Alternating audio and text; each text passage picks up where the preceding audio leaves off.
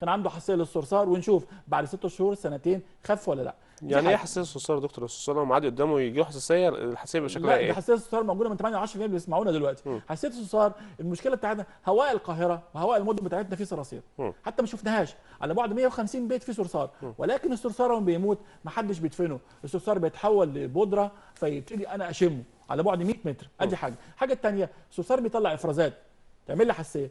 كيس الصرصار البيض نفسه بتاعه يعمل لي حساسيات. يبقى مهم قوي ان حساسيه الصراصير موجوده، وحتى في المدارس حساسيه الصراصير موجوده، لان الفصل بعد ما الاطفال بتروح البيت ممكن الصراصير يجي من عند الجيران ويقعد يلعب طول الليل في الفصل، يجي الصبح الاطفال يشموها. وحاجه ثانيه، في بعض المناطق اللي فيها ازدحام والريف بتلاقي الطفل جاي من البيت وعليه افرازات الصراصير والاطفال يشموه وهم قاعدين جنبه في الفصل.